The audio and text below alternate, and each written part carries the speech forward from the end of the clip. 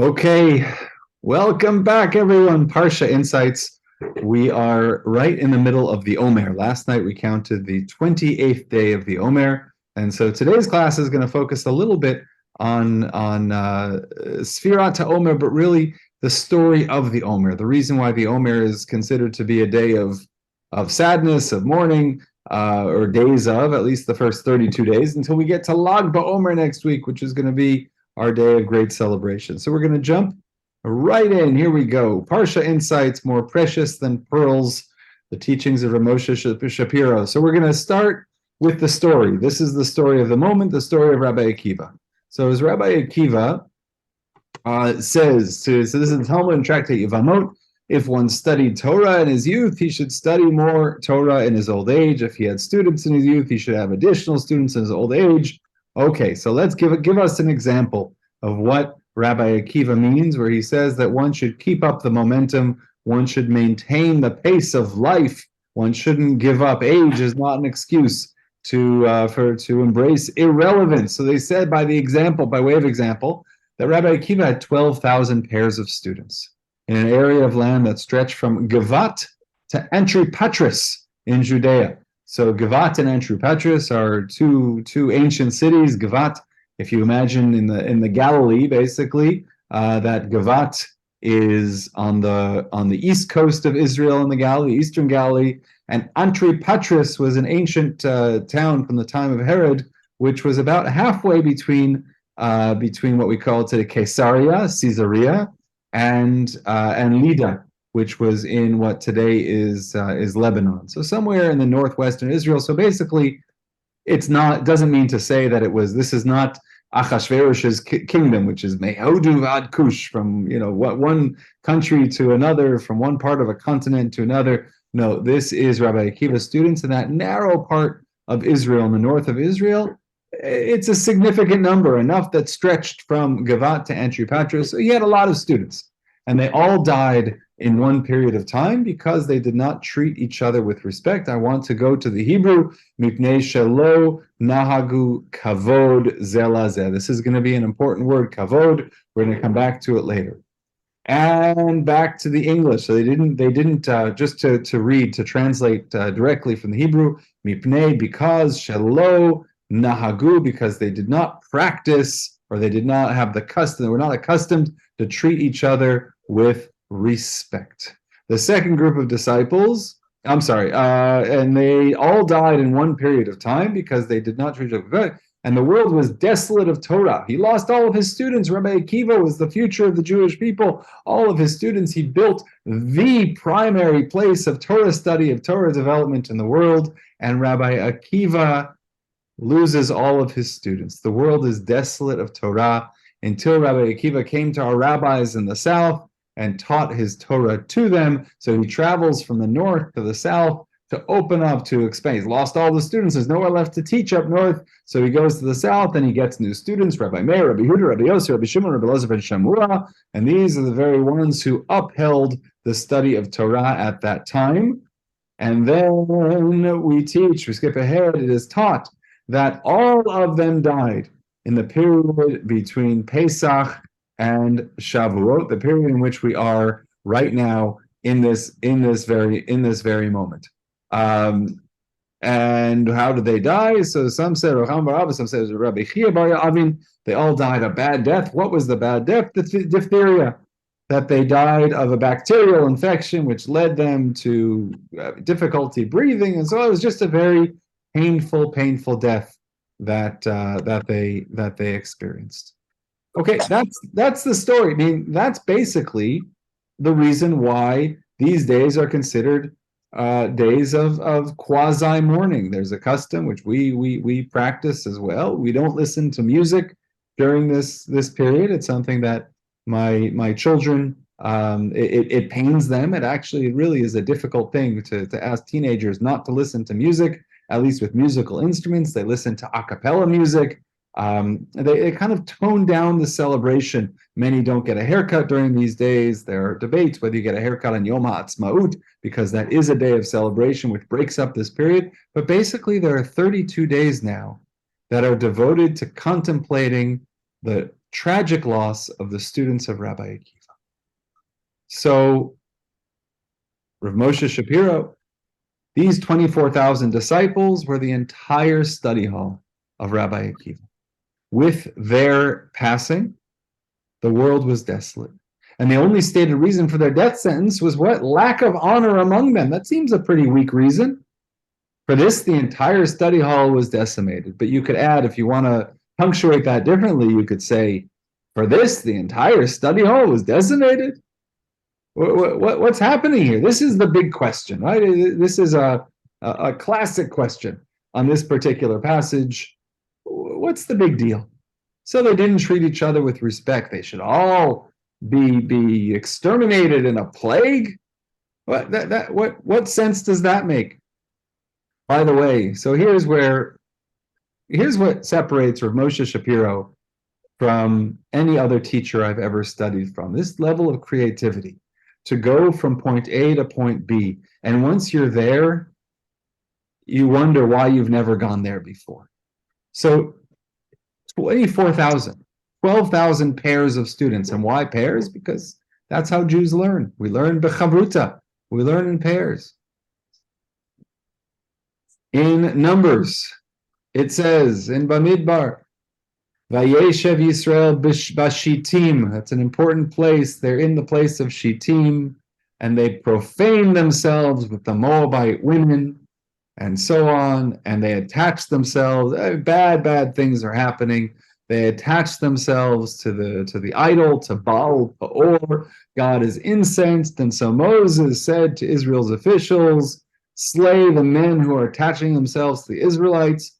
Just then a certain Israelite man came and brought a Midianite woman over to his companions in the sight of Moses and the whole community. And as our sages teach, there was an illicit act that was happening between the Israelite man and the Midianite woman. This is a prohibited relationship, at least it seems to be a prohibited relationship. When Pinchas, the son of Elazar, the son of Aaron, the priest, saw this, he left the assembly, and taking a spear in his hand, he followed the Israelite man into the chamber and stabbed both of them, the Israelite man and the woman, through the belly. The plague against the Israel was stopped at that time. I mean, this is basically, we are spiraling from the spiritual heights of being at Mount Sinai. And now we're at a place where there's idolatry, where there's lewd behavior, where Moses has to act, where Pinchas has to step forward in order to stop the plague, and the plague stopped. And how many people died in the plague?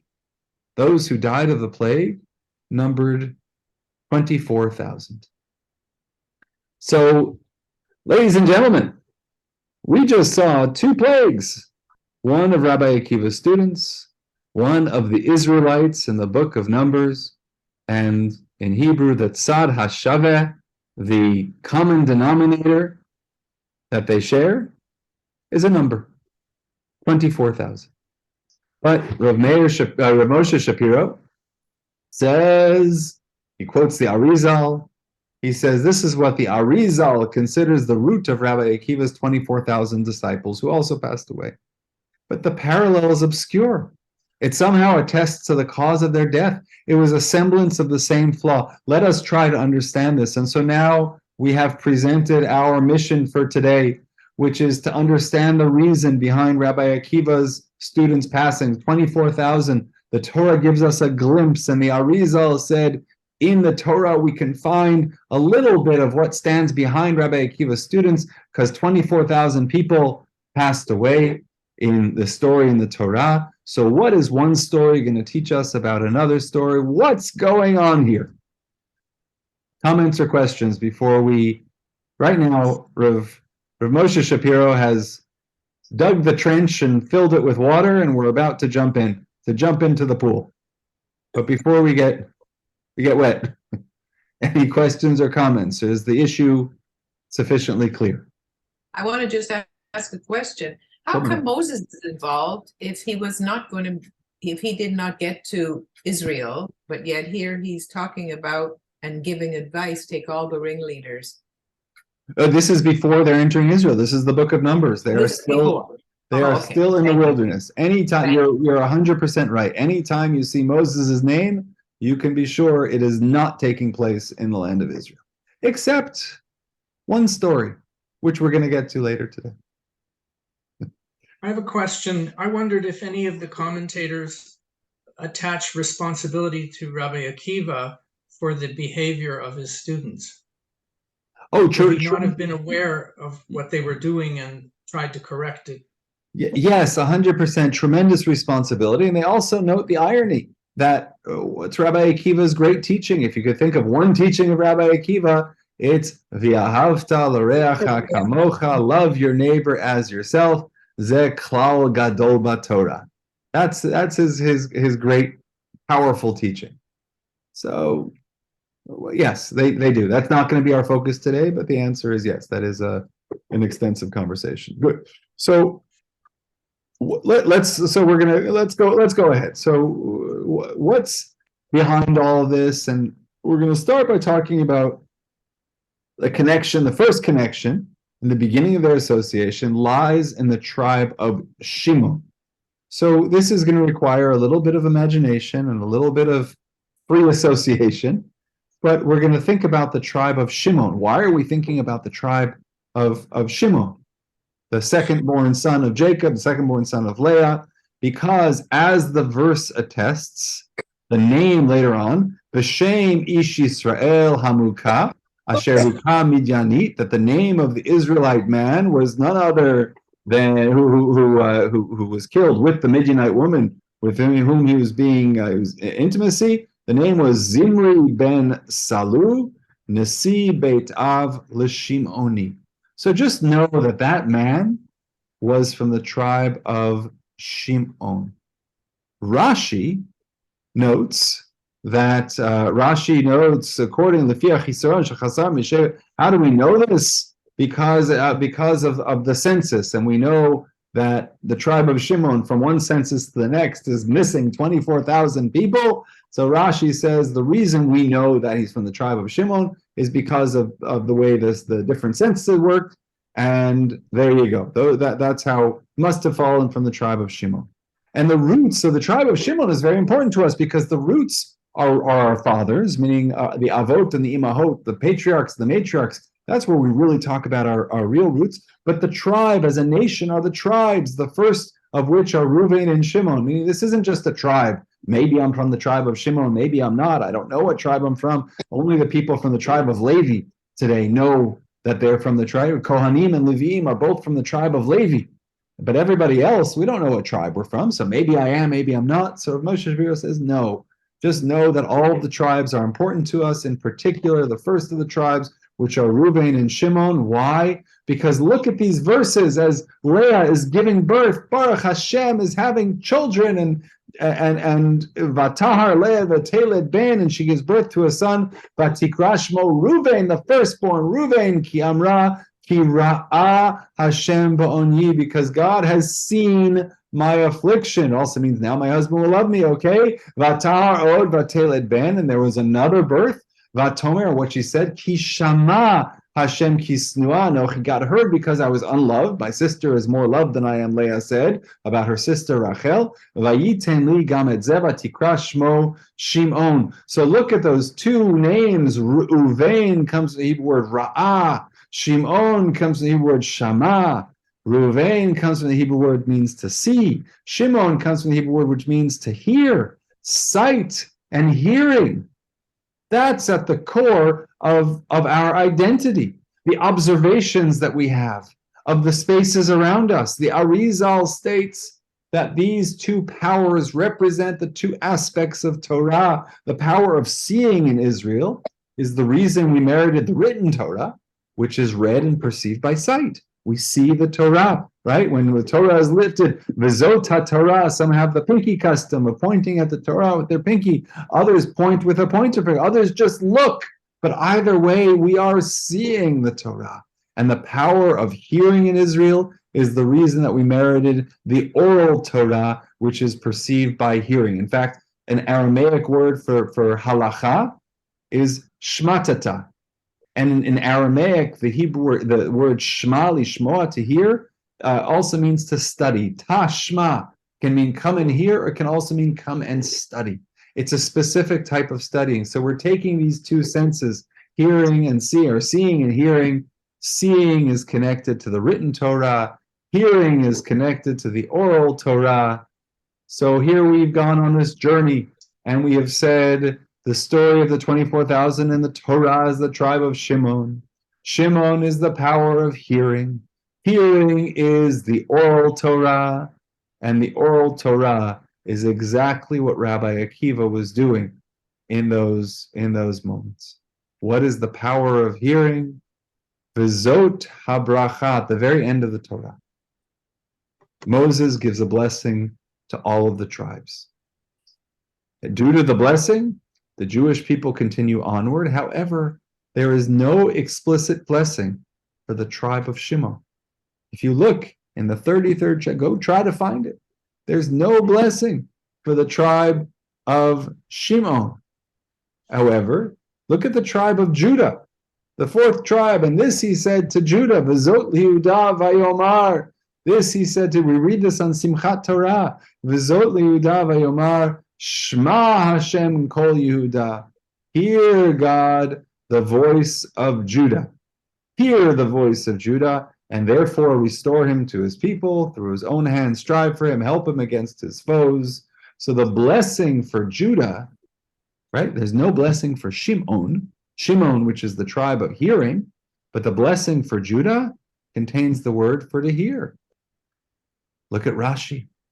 Rashi says, in this blessing for Judah, there is an allusion to the blessing for Shimon, to Shimon. Here, kan ramaz l'Shimon mitoch birchotav shel Yehuda. Here in Judah's blessing, we see Shimon. And indeed, when they divide land of Israel amongst the tribes, Shimon took his portion from amongst Judah's lots. And why didn't he assign Shimon a separate blessing? Because he had something in his heart against him, on account of what he had done at Shittim in the story that we read earlier. And thus it's written, that's what's written in the Midrash on Tehillim.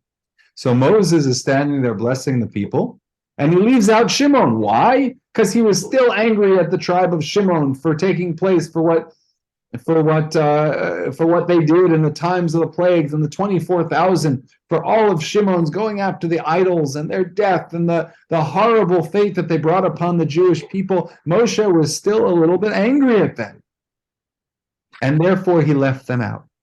However, Moshe's very personally involved in this, because he was married to a Midianite. Exactly. So you certainly have the halachic challenges there, which the sages talk about extensively, about Moshe's connection, the personal connection, about being married to the daughter of a Midianite, and so on. Okay, so the entire blessing of Yehuda, says Rav Moshe Shapiro, is that God should hear him. And nothing more is stated. Really, God should hear you, and therefore everything else comes from that.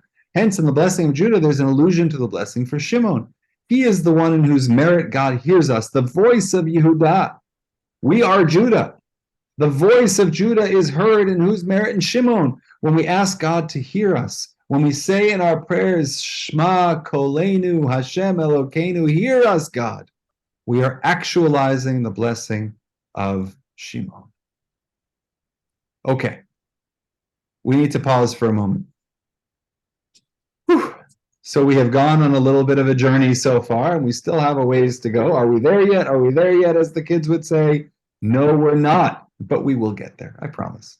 And we have brought us from 24,000 students of Rabbi Akiva, and we've gone to the 24,000 people who died in the plague, and we've established that they are from the tribe of Shimon, and we've established that the tribe of Shimon, through its namesake of Shimon and through the connection to the concept of hearing, and the concept of hearing is connected to the oral law, and that's going to be the connection of the 24,000. The 24,000 who died in the wilderness were of the tribe of Shimon, and the 24,000 who died as the students of Rabbi Akiva were engaged in the study of the oral law, which is the study and connecting to hearing, which is the study and connecting to Shimon. And so Shimon is that connective force between Rabbi Akiva's 24,000 and the 24,000 in the plague in the wilderness. Whew, that's where we are. We're rounding second, on our way home. Any questions, or we can go further. Go further. Weiter. Okay. What's the connection? What's the connection between Rabbi Akiva and the oral law? Why are we taking this connection for granted? Because there is a connection. As the Talmud in Sanhedrin says, and the Talmud will often debate, who wrote this? Whose opinion is this? When the Mishnah quotes something or says something, who is saying this? There's not one voice. The Mishnah doesn't say, our tradition says, right? Anytime you hear somebody, a teacher, say, our tradition says, you know one of two things. You know either that they're not right because our tradition says many things, or you know they don't know who says it, and so they're making a blanket statement because it's true, our tradition says. However, there's no such thing. We have attribution. We have sages who have said things that we take for as obvious now, but weren't always obvious. So it says in unattributed Braita, an unattributed Mishnah, an unattributed Mishnah. So we're not going to go into depth now, but there are different types of teachings based on the time periods that they were written in, and based on whether they were included in the canon of the Mishnah. So a stam Mishnah, an unattributed Mishnah is Rabbi Meir. You know Rabbi Meir said it. A stam Tosefta, an unattributed Tosefta, which is from the same time as the Mishnah, is Rabbi Nehemiah. That's going to be his opinion. We know if it has no name associated with it, this is who actually said it. Stam Sifra, Rabbi Yehuda, Stam Sifrei, Rabbi Shimon, and all of those, v'chuluhu, aliba de Rabbi Akiva. All of them were students of Rabbi Akiva. Meaning every tradition that's unattributed in the oral law, you can trace it all the way back. It's one of the students of Rabbi Akiva said it. So the standard for the oral law is Rabbi Akiva. Just as Moshe Rabbeinu is the root of the written Torah, so also Rabbi Akiva is the root of the oral law. That's the point. And therefore, Rabbi Akiva is the oral law, is Shimon here to listen. That's the oral law. That's your connection. That's the line that Rav Moshe Shapiro has drawn us, that I think no other teacher could have brought us to, but his creativity, his ingenuity brought us to draw this connection, to look at two plagues of 24,000 and draw the connection through Shimon. Good? Yep. Can we ask a question, or are you Please. halfway through? Please, yes and yes. The argument laid out is very clear. I have nonetheless a bit of a problem about 12,000 pairs at 24,000 people on the back of an envelope. If 12,000 pairs are studying, they would occupy 3 football fields, 40 tennis courts. This is a pile of people. In the absence of Zoom, I presume at that time there wasn't Zoom, what are we actually talking about? Are we talking about the transmission of a small group around Rabbi Akiva sort of propagating this throughout the land, or what is the meaning of 12,000 pairs? Excellent question. So firstly, the idea that this source came into focus at the beginning of COVID, when our focus is on transmittable diseases and communicable diseases.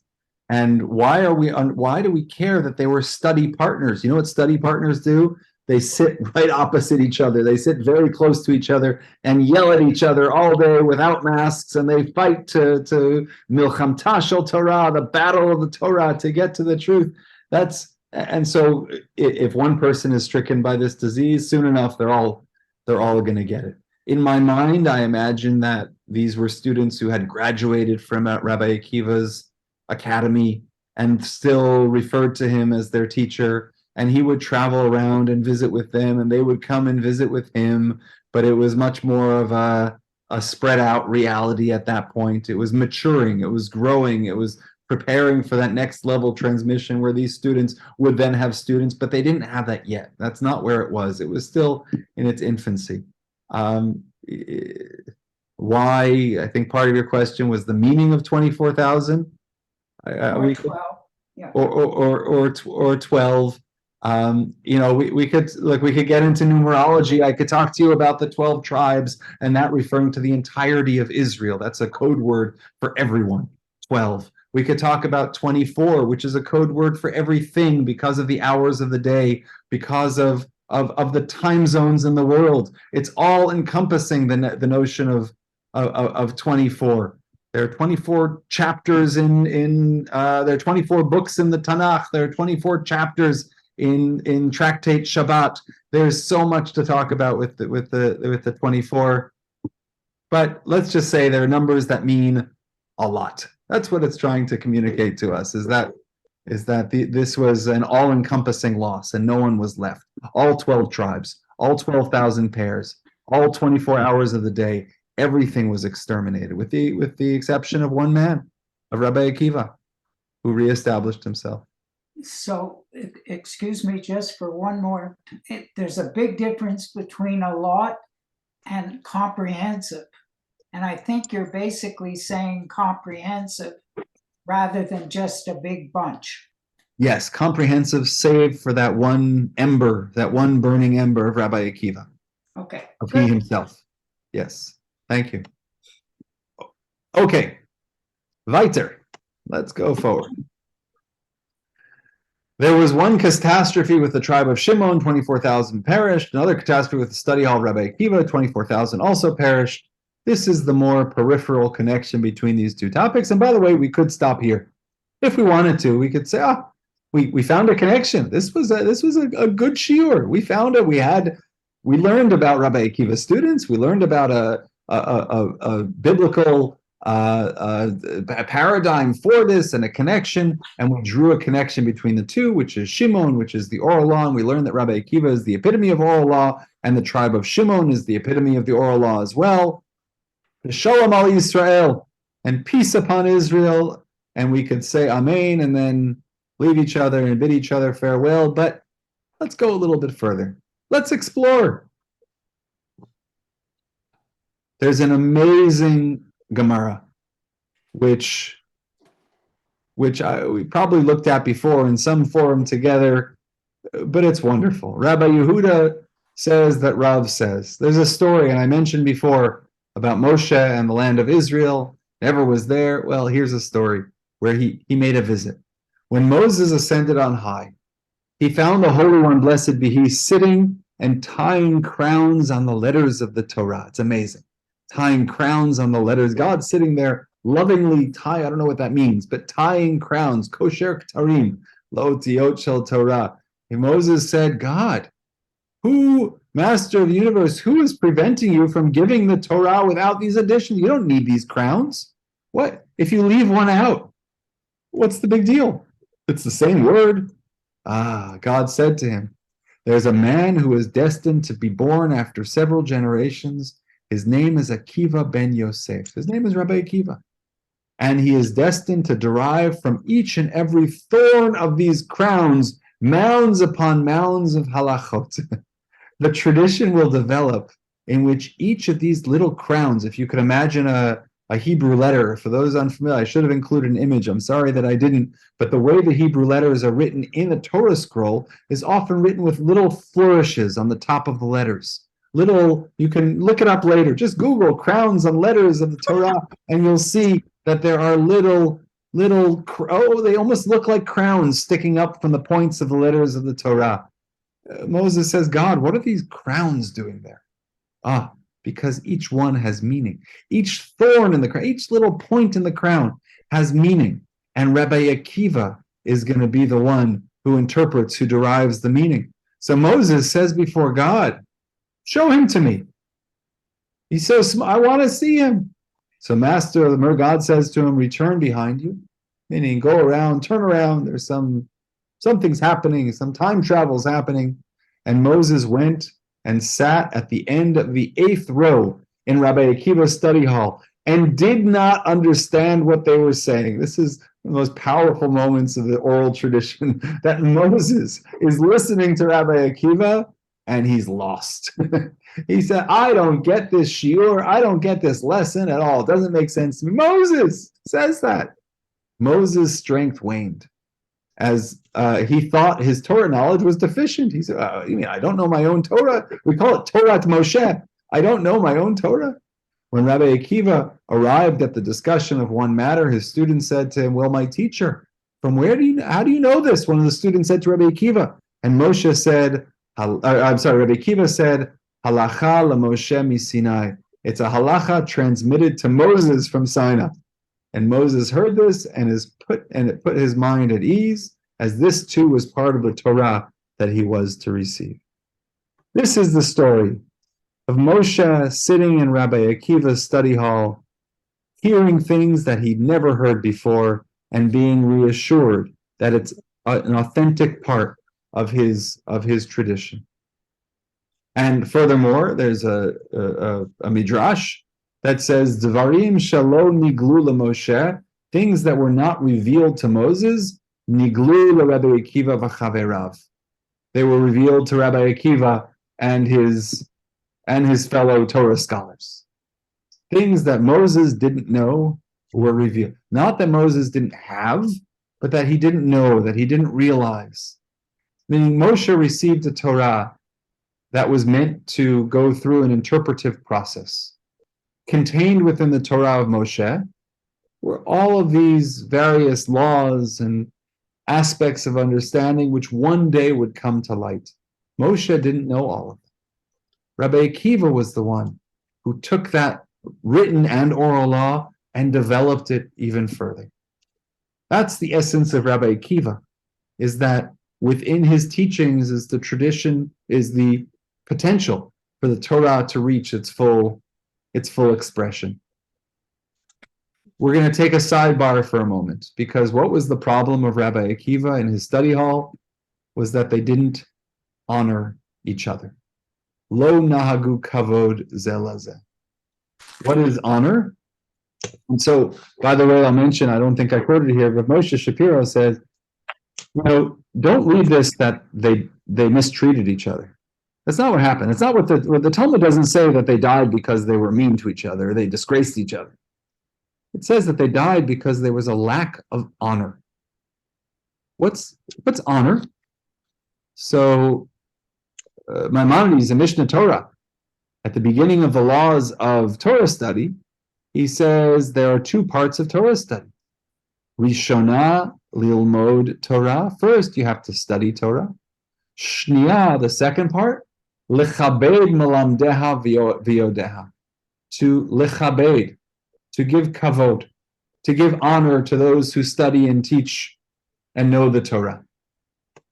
That's the two parts of Torah study. So kavod, honor, is part of Torah study. And now Rav Moshe Shapiro is going to take us to a place that only he can take us linguistically. What is kavod? What is honor? It's related to the word kaved, which means heavy or weighty. On the simplest level, honor is a perception of a thing in its higher dimension, the awareness of where it's anchored, where it comes from, where its roots are. An honored person is one whose demeanor alludes to the fact that he is not fully perceived. He has higher connections. In Hebrew, honor, weightiness, preciousness are one concept. It's weighty. And as an expression of that, when we see with the battle with Amalek, V'hidei Moshe kvedim, Moses puts his hands up and the people win, puts his hands down, the people lose, and Moses' hands became heavy. And they took a stone, and Aaron and Hur supported his hands on both sides. His hands remained steady, right? Moses' hands kevedim. And look at how the Targum Onkelos in Aramaic, V'hidei Moshe yikaran. You know that word yakar means precious. The word kavod, the word heavy, the word honor, and the word precious are all connected. In contrast, Rav Moshe Shapiro says, cheapness signifies lack of honor. The Hebrew word for cheap is zol. It's related to zilzul, to being degraded. Something cheap is transferred from one person to another. One who is cheap and disgraceful is also unanchored. It's free fly, it's not grounded, it's not heavy, it carries no weight. He can easily be moved from place to place, from subject to subject. He has no roots anywhere, nothing to tie him down, nothing to make him precious. He is common. One who is honorable is one who is anchored in place. He is tied to the matter at hand, to higher realms. He has roots, and to move anything with roots is hard. He is not common, but precious and difficult to come by. The greater the preciousness, the harder it is to obtain. So he's establishing this notion of honor and weightiness and rootedness in the same concept. And this idea of preciousness is part of Torah. These are the words of Torah which are as difficult to acquire as gilded vessels and vessels of fine gold, but they are as easy to lose as a glass vessel, says the Talmud. There's a preciousness, there's a fineness to the Torah. So it's both fragile in a sense and weighty. It has this dual capacity to be fragile, easy to lose, but also something that's precious and has weight to it in a non-physical property way, but in a character way. It has, as we say in English, something has weight to it. An idea can have weight. A concept can have weight. It means kavod. That's what kavod is. Have we moved away from the basic concept that they were supposed to be kind, as it were, to each other, but yet one has the sense when people are studying, especially people with knowledge, they're not always so kind to each other. They're debating maybe some of their worst things are coming out of them instead of just honoring each other. I'm wondering if that has any place here. I think you're 100% on target, because I think that's what we're going to talk. We're going to come back to that. The students of Rabbi Akiva, it wasn't that they disgraced each other, but they didn't realize the weight with which their fellow student lived, and they didn't realize the seriousness of their pursuit. They didn't understand that the entire Torah was found in their collective study. And it's one thing to study with another person, it's another thing to give them honor and to understand how weighty they actually are. We're going to come back to that in a moment. Thank you, Joel. And the Maharal said, sorry? I think part of the problem might have been that, and that's the reason why it says 12,000 and not 24,000, is that even though they were learning and they had the same teacher, they may not have understood him the same way. In other words, you could have a Beit Midrash where you've got, Chevru code, and one says, no, that's not what he said. And says, what are you talking about? It's exactly what he said. And then you get to him. Exactly. And by the way, you need those 24,000 people, because the Torah is so vast. The Torah is so expansive that one person can't contain it all. I mean, that's, that certainly is the understanding. If Moshe didn't know everything, Rabbi Akiva, when we say Rabbi Akiva and all of his students. So I'm now going to show you a source which it's not that I'm ashamed, but I'm surprised to see that I'd never known it before. There are these ideas out there that I come across every now and then where I say, I can't believe I never knew that. I can't believe that, I went to yeshiva, I went to rabbinical school, I've been a rabbi, I've been studying Torah for so many years. I can't believe I've never seen the source. I actually was together with a group of pulpit rabbis a few months ago. We were out for dinner together. And I said, guys, I have a confession to make. I came across a teaching, and I can't believe that it's kind of teaching I would remember. And I'm going to share with you what it is in a moment. But I was ashamed to say I never knew it before. And listen to the teaching. This is not connected to our class today. The teaching it has to do with gematria, with numerical value of words. So the words Moshe Rabbeinu. Moses, our teacher. Do you know what the gematria is of the words Moshe Rabbeinu? I'm not going to pause long enough for you to get out your calculators. But the words Moshe Rabbeinu, I could spell it out for you. It's 40 plus 300 plus 5 plus 200 plus 2 plus 10 plus 50 plus 6. equals 613. I figured. The number of mitzvot in the Torah. Moshe Rabbeinu. And I said this to a group. I can't believe I didn't know this before. This sounds like one of those teachings that I would know. And they all looked at me like, is that true? Moshe Rabbeinu equals 613? No one knew it. No one had ever heard this before. So here we go to a similar teaching. And I actually sent this teaching to the same group of rabbis. And I said, here, put this in the category. And they said, we also have never heard this before. So here we go. It's from the Maharal in Nesiv HaTorah. He says, they died. Umeitu gam came shloshim v'shnayim yamim. We said that they died, that the students of Rabbi Akiva died between Passover and Shavuot. And how many days? 32 days, right? Until Lag BaOmer, until the 30, there were 32 days of the plague. Keminyan kavod. The Hebrew word kavod, honor, is 32. They died for 32 days because they did not give kavod to each other. They didn't give honor. And the numerical value of the word honor is 32. This is the number of days of the plague. Wow! I never heard this before. Okay. Rabbi Elazar ben Shamua. This is the last teaching. Rabbi Elazar ben Shamua says, we couldn't come together better. And this is not part of Rav Moshe Shapiro's teaching. I appended this Mishnah to the sources, or to his sources, because I couldn't not teach this Mishnah, because I think it says exactly what he was expressing. Rabbi Elazar ben Shamua said, let the honor of your student be as dear to you as your own, the kavod. Let the kavod, the honor of your colleague, be as the reverence you have for your teacher. And the reverence for your teacher should be as the reverence of heaven.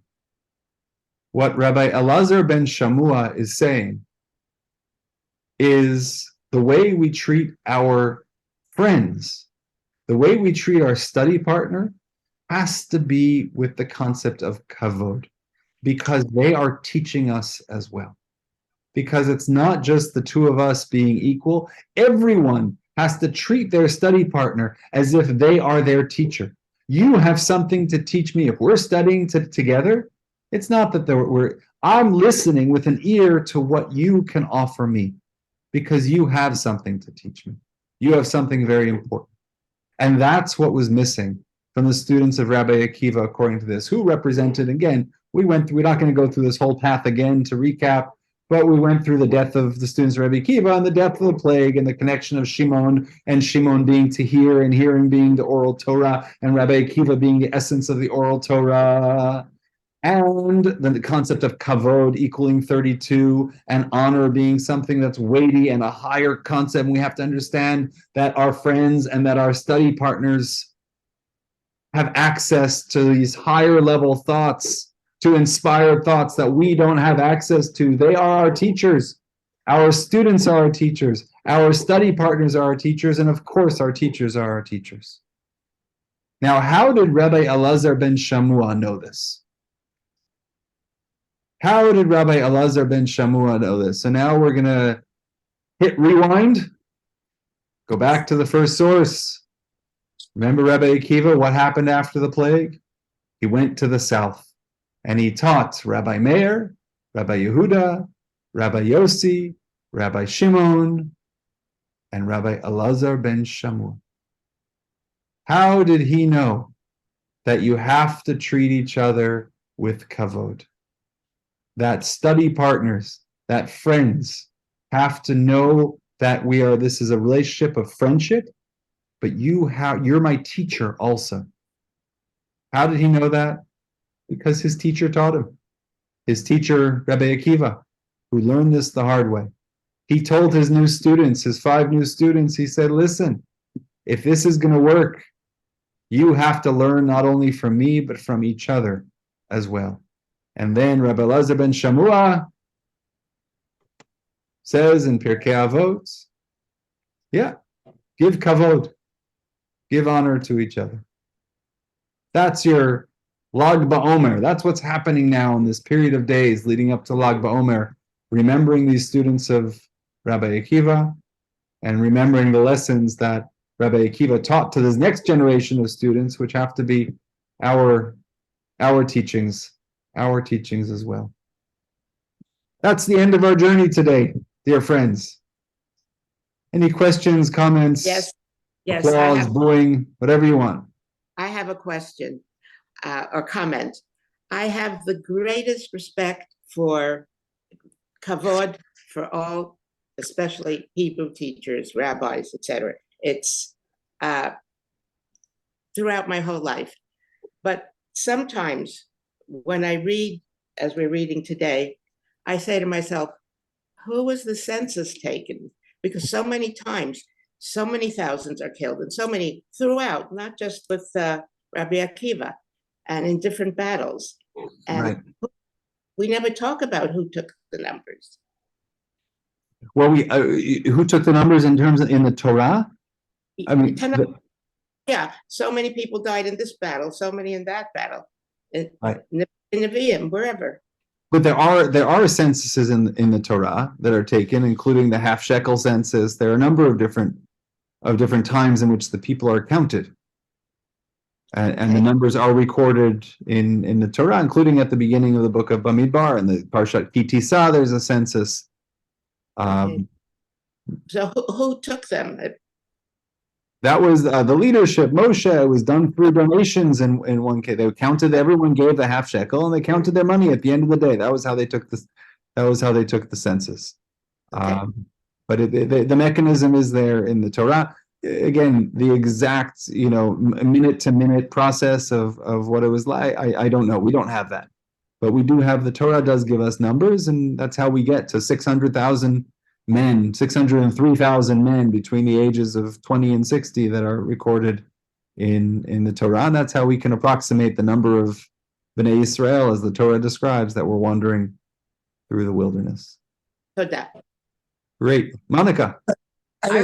How powerful that we're talking about honor and honoring and the importance of honoring students, teachers, when what we see is going on right now in our Israel, and how